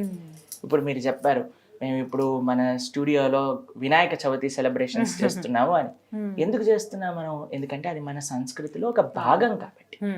దాన్ని మనం ఆచరిస్తూ ఉంటే మనం దాన్ని దగ్గరగా ఉండగలుగుతాం, కాపాడగలుగుతాం. కాబట్టి మన పేరునే మనం కాపాడకపోతే మనం ఇంకా భారతీయత ఎక్కడ ఉంటుందండి? కాబట్టి చాలా మంచి పని మన దేశాన్ని, భారతదేశం దాన్ని మార్చారు. మళ్ళీ మనం భారత్ అని వెళ్తున్నప్పుడు మన అందరం కూడా దాన్ని స్వాగతించాలి, గౌరవించాలి. ప్రభుజీ, భక్తిని చదువుని ఎలా బ్యాలెన్స్ చేసుకోవాలి? ఇది పెద్ద టాస్క్ లా కనిపిస్తుంది, సాధ్యం కావట్లేదే అనేది ఒక ప్రశ్న అయితే, అటు భక్తిని అలాగే చేస్తున్నటువంటి ఉద్యోగ వ్యాపారాలు కావచ్చు, మా నిత్య జీవన, వీటిని ఎలా బ్యాలెన్స్ చేయాలి? ఎందుకంటే పనిలో పడిపోతే భక్తిని మర్చిపోవటం, భక్తి కోసం అంటూ కొంత సమయాన్ని కేటాయించలేకపోవడం జరుగుతోంది. ఇది మాకు కాస్త ఇబ్బందికరంగా అనిపిస్తుంది. అరెరే, భక్తికి మేము దూరం అయిపోతున్నామే దేవుడికి అన్న భావన మాలో కలుగుతుంది. అసలు ఎలా బ్యాలెన్స్ చేసుకోవాలి అని అడుగుతున్నారు చాలా మంది. ఏం చెప్తారు? చాలా మంచి ప్రశ్న. ఎవరికైతే ఈ ప్రశ్న వచ్చిందో అంటే వాళ్ళకి భక్తి చేయాలి అనే ఒక నిష్ట ఉన్నట్టు అర్థం దీనికి. మీకు కొన్ని ప్రాక్టికల్ టిప్స్ చెప్తాను, దాంతోపాటు ఏ భావన ఉండాలి అనే విషయాన్ని కూడా నేను ప్రస్తావన చేస్తాను. సంకల్ప బలం అని అంటారు. మనసుంటే మార్గం ఉంటుంది అని మనం వింటూ ఉంటాం కదండి. కాబట్టి ఫస్ట్ నాకు చెయ్యాలి అని మనకు అనిపించాలి, అప్పుడు దానికి అదే సమయం అనేది ఏర్పడుతుంది అన్నమాట. మీకు ఒక చిన్న విషయం చెప్తాను. నేను ఇంజనీరింగ్ చదివేటప్పుడు నేను ఫస్ట్ 2 మాలలతో స్టార్ట్ చేశాను హరే కృష్ణ జపం చేయడం. అయితే నేను 2 మాలలతో స్టార్ట్ చేసినప్పుడు నేను అనుకునేవాడిని మనసులో, 2 మాలలు ఎలా చేస్తాను? ప్రాజెక్ట్స్, చార్ట్స్ చేయాలి, అసైన్మెంట్స్ చేయాలి, ఇవి చేయాలి అని. సరే చేస్తున్న భగవంతుడికి ప్రార్థన చేస్తూ తర్వాత 4 మాలలు చేయటం ప్రారంభం చేశాను. దాని తర్వాత 6, 8, దాని తర్వాత 16 రౌండ్స్ చేసడం కూడా నేను ఇంజనీరింగ్ చదివేటప్పుడే చేస్తూ ఉండేవాడిని అనమాట. 16 రౌండ్స్ చేసినప్పుడు కూడా నాకు అనిపించేది, అరే నేను 2 మాలలు చేసేటప్పుడే నాకు అంత కష్టంగా అనిపించింది, కానీ నేను ఇప్పుడు 16 చేస్తున్నా, నాకు సులభంగా ఇంకా చదువుకోగలుగుతున్నా, అన్ని చేయగలుగుతున్నానే. అసలు ఎలా సాధ్యమైంది? దేంటి తెలుసా అండి సాధ్యం? ఎలా అవుతుంది తెలుసా? మన దేన్ని మనం ప్రియారిటీ అని అనుకుంటే దానికి మనం సమయం ఏర్పరచుకుంటాం. మనసులో నాకు ఇది ముఖ్యం అని మనం అనుకుంటే, ఆ దృఢ నిశ్చయం మన దగ్గర ఉందనుకోండి, మనం తప్పకుండా ఆ పని చేసే తీరుతామండి. ఇది మన మనసులో ఉండాల్సిన భావన. నాకు భక్తి చెయ్యాలి, మంచిగా భాగవతం, భగవద్గీత ఇవి నేర్చుకోవాలి, భగవంతుడికి ఆరాధన చేయాలి, ఆలయానికి వెళ్ళాలి, గోసేవ చేసుకోవాలి, ఇలా మన మనసులో అనుకోండి, తప్పకుండా ఆ సమయం అనేది మీకు కలుగుతుంది. రెండో విషయం, ప్రాక్టికల్ విషయం చెప్తాను. నేను చేసేది ఏంటి అని అంటే, ప్రొద్దున పూట మేము 3:30కి లేచినప్పటి నుంచి రాత్రిపూట 9:30 వరకు పడుకునే వరకు ½ an hour స్లాట్స్గా డేని విభజిస్తాం అనమాట. విభజించి అరగంట నేనేం చేస్తున్నా, నేను ఏం చేయాలనుకుంటున్నా అని మొత్తం రాసేసుకొని ముందు రోజు రాత్రే పెట్టేసుకుంటా. అది నా టేబుల్ పైన ఉంటుంది ఎప్పుడు కూడా. ఒక్క క్షణం వేస్ట్ చేస్తున్నానని తెలిస్తే ఈ సమయానికి నువ్వేం చేయాలి అని చూసుకుంటూ ఉంటా. దాని ప్రకారంగా నా రోజు అనేది నడుస్తుంది. రాసి పెట్టుకోవడం ముఖ్యం అంటారా? ప్లానింగ్ అనేది ముఖ్యం మనకి. నేను నెసెసరీ మీరు రాసుకోండి అని చెప్పట్లేదు, కానీ ప్లాన్ చేసుకోండి. మీ సమయం ప్రొద్దు నుంచి రాత్రి దాకా ఏం చేయబోతున్నారు, ఎప్పుడు లేబోతున్నారు, ఎంత ఈ సమయాన్ని భక్తికి కేటాయిస్తున్నారు, ఎంత సమయం ఆఫీస్కి కేటాయిస్తున్నారు, లేదా చదువు కేటాయిస్తున్నారు, ఎంత సమయం రిక్రియేషన్ కేటాయిస్తున్నారు. నిజంగా మంచి అలవాటు అండి. కాబట్టి ఒక ప్రాపర్ బ్యాలెన్స్డ్ లైఫ్ అంటే ఏంటో తెలుసా అండి? మన యొక్క శరీరానికి మనం సమయం, మన యొక్క ఆరోగ్యం కోసం. 2 మన యొక్క కుటుంబం కోసం. 3 మన యొక్క ధర్మం కోసం. ఈ 3 కానీ మనం చేయగలిగితే ఎవరైనా సరే అది అప్పుడు పర్ఫెక్ట్ మార్గంలో ఒక పర్ఫెక్ట్ పర్సన్గా మనం ఉంటున్నట్టుగా అర్థం అన్నమాట. కాబట్టి ఇంకొక 3వ విషయం చెప్పిన, పైనున్న 2 అవ్వాలి అని అంటే ఎవరైతే ఈ పనులు చేస్తున్నారో వాళ్ళ యొక్క సాంగత్యంలో మనం ఉండాలి. వాళ్ళని అడిగి మనం నేర్చుకోవాలి, ఎలా మన డేని యూటిలైజ్ చేయొచ్చు, ఎలా వాళ్ళు బ్యాలెన్స్ చేస్తున్నారనే విషయాన్ని తెలుసుకొని మన జీవితంలో ఇంప్లిమెంట్ చేయాలి. కాబట్టి నాకు తెలిసిన ఎంతో మంది సైంటిస్టులు ఉన్నారు, ఇంజనీర్స్ ఉన్నారు, డాక్టర్స్ ఉన్నారు, స్టూడెంట్స్ ఉన్నారు, కిడ్స్ ఉన్నారు, అన్ని వాక్స్ ఆఫ్ లైఫ్లో ఉన్న వాళ్ళందరూ కూడా ఎంతో బ్రహ్మాండంగా భక్తి చేస్తున్నారు. అటు వాళ్ళ యొక్క బాధ్యతల్ని కూడా నిర్వర్తిస్తున్నారు. కేవలం మనం అనుకోవాలి, మనకు ఆ దృఢ నిశ్చయం అనేది ఏర్పడాలి. అది ఫస్ట్ స్టెప్. సో అప్పుడు ఖచ్చితంగా బ్యాలెన్స్ చేసుకోగలుగుతారు తప్పకుండా. భక్తిని, చదువుని, లేకుంటే భక్తిని వాళ్ళు చేసేటువంటి నిత్యం వాళ్ళు ఉద్యోగాలే కావచ్చు, ఏవైనా కూడా. ఏమన్నా మాకు టిప్స్ చెప్పండి సింపుల్గా. అంటే ఇంకా అది కష్టమైన, ఇంకా హెక్టిక్ వర్క్ ఉంది ఆ రోజు ఉద్యోగంలో, ఒక వారం రోజులు ఎక్కడికో బయటకు వెళ్ళిపోయాము, అవుట్డోర్ అది ఏవైనా కావచ్చు, అక్కడ పని ఎక్కువగా ఉంది వేరే దేశంలో లేకపోతే వేరే రాష్ట్రంలో, అక్కడ మాకు అసలు కనీసం టైం ఉండట్లేదు అని అన్న వాళ్ళకి ఎలా వాళ్ళు మేనేజ్ చేసుకోవచ్చు? ఇంకొక విషయం చెప్తా. రోజంతా మీకు బాగుండాలి అని అంటే మీరు ప్రతిరోజు అందరు చేసే పనే అండి, నేను కూడా అదే పని చేస్తా. ప్రొద్దున లేవంగానే నా ఫోన్ని ఛార్జింగ్ పెడతా. ఛార్జింగ్ ఒకసారి మా ఫోన్ 100% చూపించంగానే ఇంకా నాకు నిశ్చయం లేదనమాట, రోజంతా దాన్ని ఎక్కడికైనా తీసుకెళ్ళచ్చు, ఏ ఫోన్ వచ్చినా ఏ పని ఉన్నా చేసుకోవచ్చు. దాని తర్వాత రాత్రికి చూస్తాం ఫోన్ ఛార్జింగ్ అయిపోయిందని, పడుకునే ముందు ఫోన్ ఛార్జింగ్ పెట్టేసి పడుకుంటాం, అంతేనా? కాబట్టి అప్పుడు మనకి నిశ్చయంగా ఉంటుంది, ఏం ప్రాబ్లం లేదు, రోజంతా బ్రహ్మాండంగా ఇబ్బంది ఉండదని. కానీ మీరు ప్రొద్దున పూట లేచి బయటకు వెళ్తున్న సమయంలో మీ ఫోన్ కానీ రెడ్ కలర్ సిగ్నల్ చూపించింది అనుకోండి, బిలో 10% అనే సైన్ వినిపించింది అనుకో, మీరు ఏమంటారండి? మొన్నే నాతోటి ఇది అయింది, యాంగ్జైటీ అనమాట, నాకు ఇప్పుడు ఎలా దొరుకుతుంది నా ఛార్జర్, ఎక్కడి నుంచి ఛార్జింగ్ పెట్టుకోవాలి అని ఒక అరగంట సేపు ఆలోచించి ఒకరితో ఛార్జింగ్ చెప్పించి వెంటనే ఫోన్కి ఛార్జింగ్ పెట్టించే పని చేస్తాం, అంతేనా?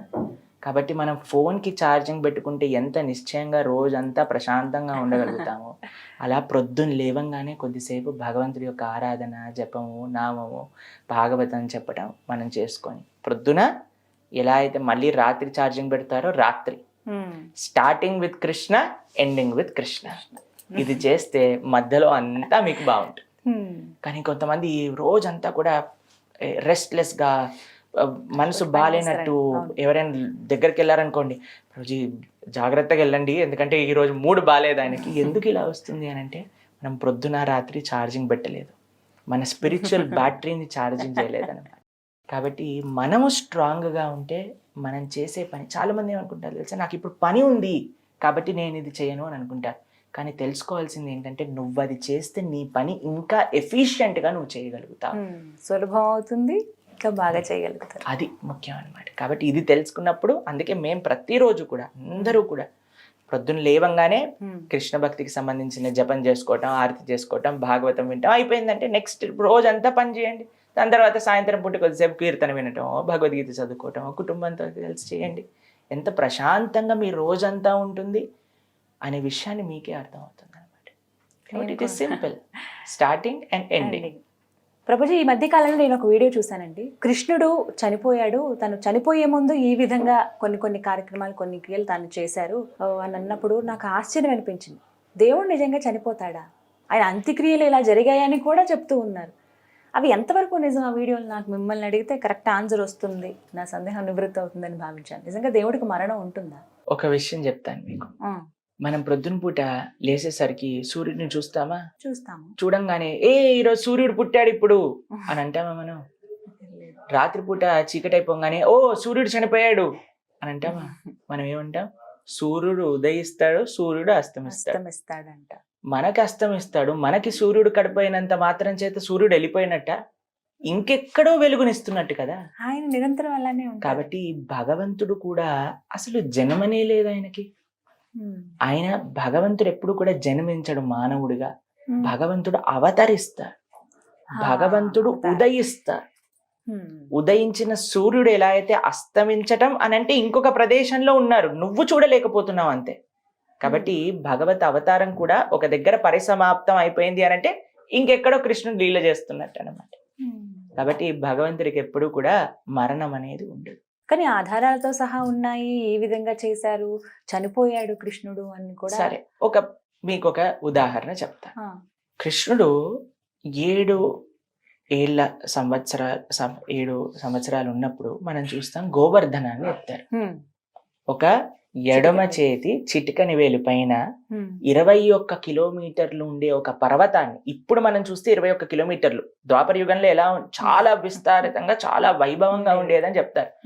అటువంటి ఎత్తిన ఆయన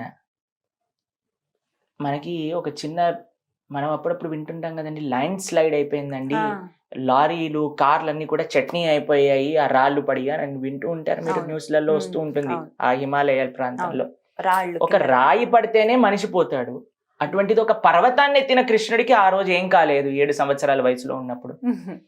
తాను మథురకెళ్ళి మథుర నుంచి చదువుకోవడానికి సాందీపని ముని ఆశ్రమానికి వెళ్ళినప్పుడు గురు దక్షిణగా మీకేం కావాలి అని అంటే చనిపోయిన నా కుమారుడు కావాలి అని అడిగితే యమధర్మరాజు దగ్గరికి వెళ్ళి చనిపోయిన గురుపుత్రుడిని తీసుకొచ్చి గురువు గారికి దక్షిణగా ఇచ్చారు ఆయన.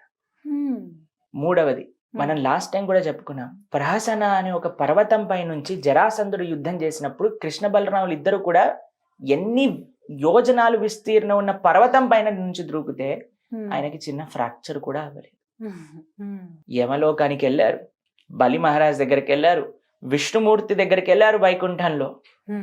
ఎక్కడికి వెళ్ళినా సరే ఆయనకి ఏం కాలేదు. అన్ని ముల్లోకాల్ని జయించిన ఒక కృష్ణుడు జరా అనే ఒక వేటగాడు తన యొక్క పాదంలో బాణాన్ని వేయటం చేత చనిపోయారు అని అంటే, ఇప్పుడు కృష్ణుడి వరకు వెళ్ళొద్దండి, మన కాల్లో ముళ్ళు గుచ్చుకున్నా, మన కాల్లో ఒక బాణం తలిగినా, మన కాల్లో ఒక బుల్లెట్ దిగినా ఎవరైనా చనిపోతారు అని మనం చెప్పగలుగుతామండి? లేదు. అంతెందుకండి, మన సినిమాలలో మన సీరియళ్లలో ఈ గన్ పాయింట్ లో బుల్లెట్ దిగినా సరే వాళ్ళు ఇలా ఇలా ప్రార్థన చేసేసరికి వాళ్ళు వచ్చి కొద్దిగా ప్రేమ చూపించే ఐసీయూలోకి వెంటనే ఇట్లా లేచి కూర్చుంటారు. చూడలేదా మనం ఎన్ని సినిమాలలో, ఇక్కడ నుంచి బుల్లెట్ దిగినా ఇక్కడ నుంచి బుల్లెట్ దిగినా వాళ్ళు లేచేస్తారనమాట. అవును. అంటే మనం చెప్పినంత ఫాస్ట్ గా లేవరనుకోండి, ఒక 2-3 years అవుతుంది వాళ్ళు లేవడానికి. కాబట్టి ఎవ్రీ వీకెండ్ లేస్తున్నట్టు చూపిస్తారు కానీ లేవరు. ఒక 2-3 సంవత్సరాలు వాళ్ళు టైం తీసుకుంటారు కానీ లేస్తున్నారే. అలాంటిది మనం ఎన్ని కేసులు వింటామండి, ఎంత కాంప్లికేటెడ్ గా ఉన్నా. ఒక దేశంలో భూకంపం వచ్చినప్పుడు ఒక చిన్న పిల్ల 6 నెలల వయసు ఉండే 4-5 రోజులు కింద చిక్కుకుపోయినా సరే తీసినా సరే ప్రాణం ఉంది. ఇంత ఘోర విపత్కర పరిస్థితిలో నుంచి ఒక మానవ మాత్రుడు బయటకు వచ్చేసాడు. ఒక చిన్న బాణం పాదాల నుంచి తీసినాక కృష్ణుడు చనిపోయాడు అని చెప్తే ఎంత ఇల్లాజికల్ చెప్పండి. కాబట్టి భగవంతుడికి ఎలా అయితే మనలాంటి జన్మ లేదో మనలాంటి మరణము కూడా భగవంతుడికి లేదు. భగవంతుడికి అవతారం తీసుకుంటారు, అవతార పరిసమాప్తి చేస్తారు. కృష్ణుడి గురించి మనందరికి అసలు కృష్ణుడు ఉన్నాడు అని తెలిసేది మన శాస్త్రం నుంచే కదండి. మీకు కాకుండా ఎక్కడి నుంచి అని తెలుస్తా? ఈ మధ్యలో మనం ఇంటర్నెట్ నుంచి తెలుసుకుంటున్నాం కానీ అది మనం చేసేద్దాం. శాస్త్రాన్ని అధ్యయనం చేసినప్పుడు భాగవతంలో మనం లాస్ట్ టైం కూడా చెప్పుకున్నాం, ఉద్ధవుడు కృష్ణుడి యొక్క సంవాదంలో ఏం రాసింది తెలుసా? ఆ జరా అనే బోయవాడు ఆ యొక్క బాణాన్ని వేస్తారు, వెంటనే పరిగెత్తుకుంటూ వచ్చి కృష్ణుడికి ప్రణామం చేస్తారు. ఆయన, అయ్యా నీ పైన బాణం వేసేసాను తెలియక, ముల్లోకాల్ని జగన్నాథుడివి నువ్వు, నీ పైన బాణం వేశానంటే భగవంతుడు ఏమంటారు తెలుసా? ఏం పర్వాలేదు, నువ్వు నా చెప్పిన విధంగా నేను అనుకున్నదే నువ్వు చేశావు కాబట్టి నువ్వు ఇప్పుడు వైకుంఠానికి వెళ్ళిపో అని అంటే ఆయన 3 సార్లు ప్రదక్షిణ చేసి వైకుంఠానికి వెళ్ళిపోతాడు. బాణం వేసిన వాడు, బాణం తగిలిన వాడు చనిపోతాడా? ఎంత విశేషం చూడండి అసలు ఎలా మాట్లాడతారు జనాలు. కాబట్టి ఆయనకి బాణం తలుగుతుంది, అయినా సరే దాని వల్ల ఏం జరగదు ఆయనకి. తర్వాత ఏం జరిగింది? అందరు దేవతలు వచ్చి మొత్తం ట్రాఫిక్ జామ్ ఏర్పడిపోతుంది అనమాట ఆకాశంలో. అందరు దేవతలు విమానాలు పుయ్యి అని హారన్ కొడుతున్నారు, మేం కృష్ణుని చూడాలి, మేం కృష్ణుని చూడాలి అని. అందరూ బ్రహ్మాది, రుద్ర, ఇంద్ర, వరుణ, వాయు, చంద్ర, కుబేర అందరు దేవతలు కూడా ఉంటారనమాట. అయ్యా మా కోసం నువ్వు ఈ ప్రపంచంలో అవతరించావు, మా అందరిని కాపాడడానికి, ఈ శిక్షణ చేసి మమ్మల్ని అందరినీ రక్షించడానికి నువ్వు వచ్చావు. నువ్వు ఇప్పుడు వెళ్ళిపోవడానికి భగవంతుడి సంకల్పం చేసేసుకున్నారు. అప్పుడు అందరూ కూడా తమ కృతజ్ఞత వ్యక్తం చేస్తూ పుష్పవృష్టిని కురిపిస్తారనమాట భగవంతుడి పైన. అప్పుడు భగవంతుడు అందరినీ చూస్తే నవ్వుతో, అందరినీ చూస్తూ, తన భక్తులను అందరినీ చూస్తూ నవ్వుతో, భాగవతం ఎక్కడ కూడా కృష్ణుడు చనిపోయారు, ఆయనకు అంత్యక్రియలు చేశారు ఇవన్నీ ఏం చెప్పదండి. ఆయన శరీరంతో ఆయన కృష్ణ స్వదాగోపకతే, ఆయన యొక్క స్వధామం అంటే గోలోక బృందావనానికి చేరుకున్నారు శరీరంతో సహా. శరీరాన్ని వదిలేసి కాదు, శరీరమే లేనప్పుడు ఇంకా అంతిమ సంస్కారాలు ఎక్కడున్నాయండి? కాబట్టి మనకి వేరు, మనం ఆత్మ దాల్చి శరీరం. వాచాంసి జీర్ణాన్ని యథా విహాయ. ఒక కుర్తా నాది చినిగిపోయింది అనుకోండి, ఈ కుర్తా తీసి కొత్త కుర్తా వేసుకుంటాం. అలా ఆత్మకే మరణం లేదు. ఆత్మని సృష్టించిన వాడు చనిపోతాడంటే ఎలా నమ్ముతాను చెప్పండి? మనం శరీరాలను మారుస్తూ ఉన్నాం కానీ ఆత్మ ఎప్పటికీ ఉంటుంది, ఆత్మని చంపలేదు. అటువంటి ఆత్మ ఎవరి దగ్గర నుంచి వచ్చిందో అటువంటి పరమాత్మకి మృత్యు ఉంది అని చెప్తే ఎంత పెద్ద అపరాధం భగవంతుడి పట్ల. కాబట్టి పిచ్చి పిచ్చి ఇంటర్నెట్ వీడియోలు, ఇన్స్టాగ్రామ్ రీల్స్ చూడకండి. మీరందరూ కూడా మంచిగా ఎవరైతే శాస్త్రాన్ని అధ్యయనం చేసిన వాళ్ళు ఉన్నారో ఒక గురు ముఖతః ఈ Right. తత్వాన్ని తెలుసుకున్న వాళ్ళు ఉన్నారో వాళ్ళ నుంచి మీరు వింటే నిజమైన ఆధ్యాత్మికత మీరు నేర్చుకోగలుగుతారు. మీకు ఒక విషయం చెప్తానండి, మీ పిల్లల్ని కానీ మీరు స్కూల్లో వెయ్యాలి అని అంటే అది గవర్నమెంట్ దాన్ని ఆథరైజేషన్ ఉందా లేదా అని చూస్తాం. అవును. ఇప్పుడు మనం వింటూ ఎంతవరకు ఉంటాం కొన్ని authorized? దగ్గర కొంతమంది పిల్లలు ఫారెన్కి వెళ్ళి కొన్ని ఇన్స్టిట్యూషన్స్ లో జాయిన్ అయ్యి తర్వాత తెలుస్తుంది అసలు దీనికి అస్తిత్వము లేదన్నప్పుడు వాళ్ళ డబ్బులన్నీ వేస్ట్ అయిపోయి వాళ్ళందరూ గవర్నమెంట్ కి పిటిషన్ రాస్తూ మోసపోతారు చాలా ఉంటారు. మంది. అవును. మోసపోతున్న మనం కేసులు వింటాం కదండి. కాబట్టి మనం పిల్లల్ని ఒక చిన్న మెటీరియల్ ఎడ్యుకేషన్ ఇవ్వాలన్నా సరే ఇది గవర్నమెంట్ అక్రెడిషన్ ఉందా, ఈ వీళ్ళందరు టీచర్లు బాగా చదువుకున్న వాళ్ళ, దీని అన్నిటికీ నిజంగా సిబిఎస్ఈ, ఐసిఎస్సి, ఎస్ఎస్సి దేనికి ఉంది అన్ని చూస్తాం కదండి. చూస్తాం. కానీ ఆధ్యాత్మికత గురించి నేర్చుకోకపోతే ఎవరి పట్ల వాళ్ళు, కొంతమంది చెప్తారండి మేము గూగుల్లో చూసాము ఈ విషయాన్ని, ఇంటర్నెట్ రీల్లో ఇలా విన్నాం. అవును, చెప్తాం. మీరు ఇంత రీసెర్చ్ ఒక మెటీరియల్ ఎడ్యుకేషన్ చేసినప్పుడు మరి ఆధ్యాత్మికంగా నేర్చుకోవడానికి మీరు ఎందుకు రీసెర్చ్ చేయట్లేదు?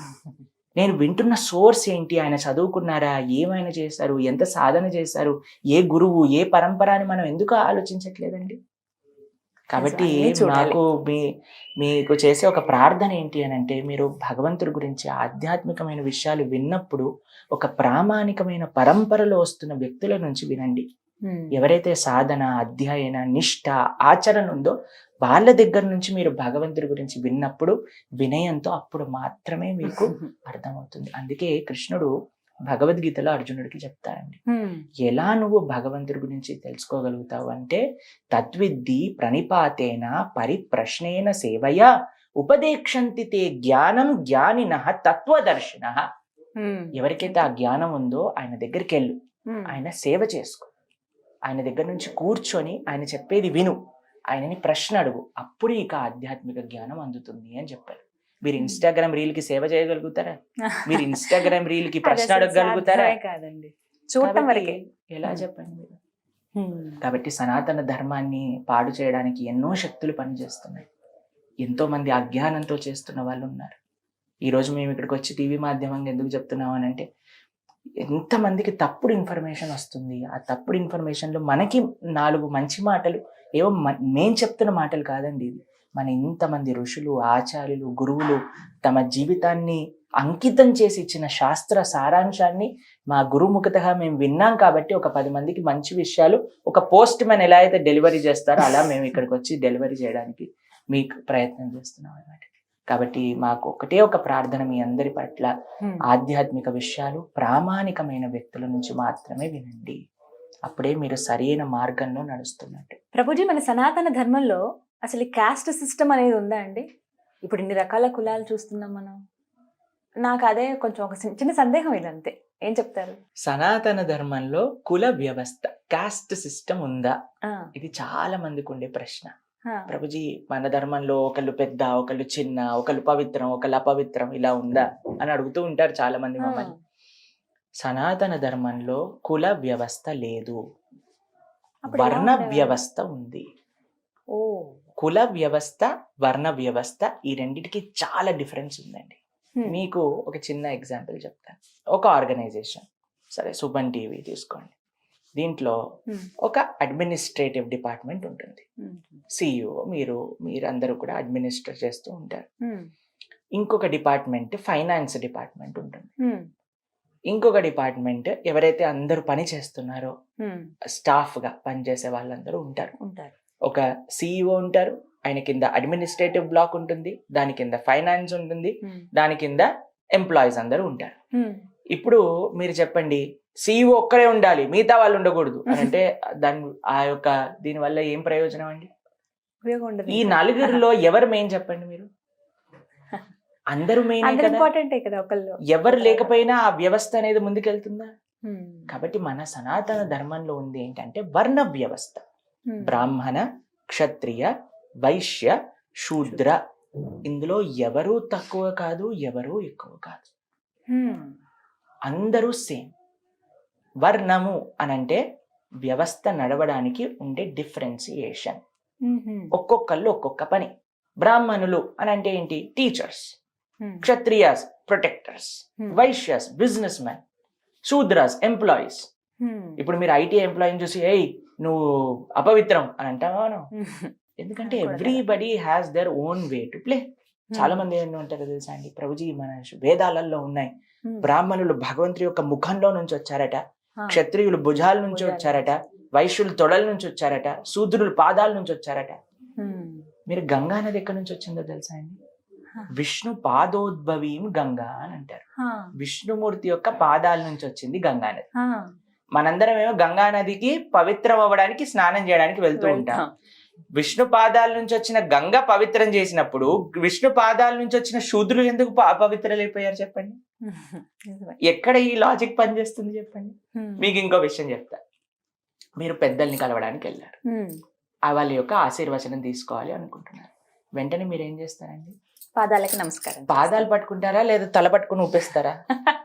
పాదాలనే కదండి మనందరం పట్టుకునేది. పాదాలు పట్టుకుని ఆశీర్వచనం అడుగుతారు. భగవంతుని కూడా సమాశ్రితాయై పద పల్లవప్లవం, స్వామి నీ యొక్క పాదాలని ఆశ్రయించ, మన శిరస్సు పైన కృష్ణుడి యొక్క పాదాలని మనం ధరిస్తాం. కాబట్టి పాదాలు ఎప్పుడు అపవిత్రం అయిపోయాయి? అన్నిటికంటే పరమ పవిత్రమైన పాదాల నుంచి వచ్చినప్పుడు పాదాల నుంచి వచ్చిన వాళ్ళు ఇంకెంత పవిత్రులుగా ఉంటారు. నిజమే. కాబట్టి ఇవన్నీ కూడా ఈ ధర్మంలో ఉండే తప్పులు కాదండి. ఈ ధర్మం అందరినీ కూడా సమానంగా. మీకు ఒక విషయం, ఆశ్చర్యమైన విషయం చెప్తాను. మనం భాగవతంలో రిషభదేవుడు అనే ఒక రాజుగారి గురించి వింటాం అనమాట. భగవంతుడి యొక్క అవతారం కూడా రిషభదేవ. ఆయనకి 100 మంది పిల్లలు. 100 మంది పిల్లల్లో 81 బ్రాహ్మణులు అవుతారు, 10 మంది క్షత్రియులు అవుతారు, 9 మంది మహాభాగవత వైష్ణవులు అయిపోతారు. ఒకటే ఒక కుటుంబంలో ఒక తండ్రి గారి పిల్లలు 81 మెంబర్స్ బ్రాహ్మణులు అయిపోతారు, 10 మంది క్షత్రియులు అయిపోతారు, రాజ్య పరిపాలన చేస్తారు. అందులో అందరికంటే పెద్దవారే భరతుడు. ఆయన వెనకాలనే ఈ దేశానికి భారతదేశం అని పేరు వచ్చింది అనమాట. ఇంతకు ముందు ఇలావృత వర్షం అని పిలిచేవారు, ఆయన తర్వాత భారత వర్షం అని పిలుస్తున్నారు. కాబట్టి చూడండి, మీరు విశ్వామిత్రుని కూడా చూస్తారు, ఆయన ప్రయత్నించి బ్రహ్మర్షి అవుతారు. కాబట్టి కేవలం పుట్టిక చేత మీరు ఈ కులానికి సంబంధించి, కులం అనే వ్యవస్థే లేదండి, వర్ణంకి సంబంధించిన వాళ్ళు. ఇప్పుడు చూడండి, ఇద్దరు మదర్ ఫాదర్ డాక్టర్, పుట్టిన పిల్లవాడు కూడా మీరు డాక్టర్ అండి అని చెప్తామా? డాక్టర్ కాదు, వాడికి డాక్టర్ అయ్యే ఛాన్సెస్ చాలా ఉన్నాయి వాడు అవ్వాలనుకుంటే. కేవలం పుట్టుకతో వాడు పిల్లవాడిని పుట్టిన డాక్టర్ ప్రణవ్ అని పెట్టేస్తారా? డాక్టర్ ఫ్యామిలీలో పుడితే లేదు, పెట్టాం కదా. అడ్వకేట్ కుటుంబంలో పుట్టినంత మాత్రం అడ్వకేట్ అనేస్తామా? వాడు అడ్వకేట్ అవ్వాలి. మీకు ఇంకో విచిత్రం తెలుసా అండి? ఇంతకు ముందు అలా ఉండేదేమో, కానీ ఇప్పుడు నాకు తెలుసు వాళ్ళ 3 generations డాక్టర్స్, కానీ ఇప్పుడు ఆవిడ ఫ్యాషన్ డిజైనర్. ఒక ఫ్యామిలీ తెలుసు నాకు, 3 generations అడ్వకేట్స్, ఆయన ఇప్పుడు ఫోటోగ్రాఫర్. కాబట్టి ఇప్పుడు ఎలా నడుస్తుంది మన యొక్క విచిత్రం చూడండి, ముందుగా ఊహించలేము. కాబట్టి కృష్ణుడే తయారు చేశారు. చాలా మంది అడుగుతారు, కృష్ణుడు చేయలేదేమో, మనుషులు చేశారు. కాదు, చాతుర్వర్ణ్యం మయా సృష్ట్య గుణ కర్మ విభాగశ. భగవంతుడు భగవద్గీతలో చెప్తారు, గుణం అని అంటే క్వాలిటీ, కర్మ అంటే చేసే పని, కేవలం పుట్టుక కాదు. కాబట్టి మనం చేసే పని, మనకుండే గుణాలు. మీకు ఒక విషయం చెప్తా. బ్రాహ్మణుడు అంటే ఎవరు అంటే దానాన్ని తీసుకొని తన జీవితాన్ని గడిపేవారు. క్షత్రియుడు అని అంటే ట్యాక్స్ ద్వారా తన జీవితాన్ని గడిపేవారు. వైశ్య అని అంటే బిజినెస్ చేసి తన జీవితాన్ని గడిపేవారు. శూద్ర అంటే సాలరీ తీసుకొని జీవితాన్ని గడిపేవారు. ఏదైనా ఇది టైప్ అన్నమాట, అంతేకాని వీళ్ళు గొప్ప వీళ్ళు తక్కువ ఇలా కాదు.